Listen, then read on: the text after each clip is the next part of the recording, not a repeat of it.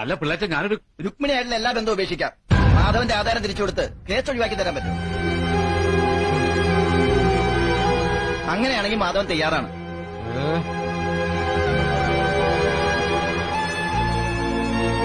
കുറെ കാലം കൊണ്ട് ഒരുമാതിരിപ്പെട്ട വിദ്യകളൊക്കെ അവൻ എന്റെ അടുത്ത് പ്രയോഗിച്ചിട്ടുള്ളതാ.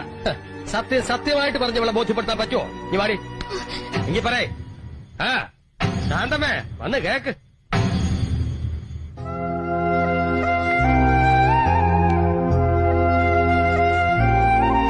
കോടതിയില് പിള്ളേച്ചനോട് മുട്ടാൻ വേണ്ട പണവും സ്വാധീനം ഇല്ലാതെ വന്നപ്പോ ഞാൻ കണ്ട ഒരു പോംവഴി നിന്നെ പ്രേമിച്ച് വസ്താക്കലായിരുന്നു. അതൊക്കെ സുഗുണനും നമ്പൂരിച്ചനൊക്കെ അറിയാവുന്നതാണ്.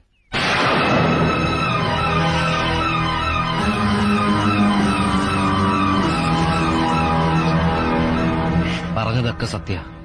പക്ഷെ ഇപ്പോ ഈ ഭൂമിയിലുള്ള മറ്റൊന്നിനു വേണ്ടിയും മാധവൻ നിന്നെ ഉപേക്ഷിക്കാൻ തയ്യാറല്ല.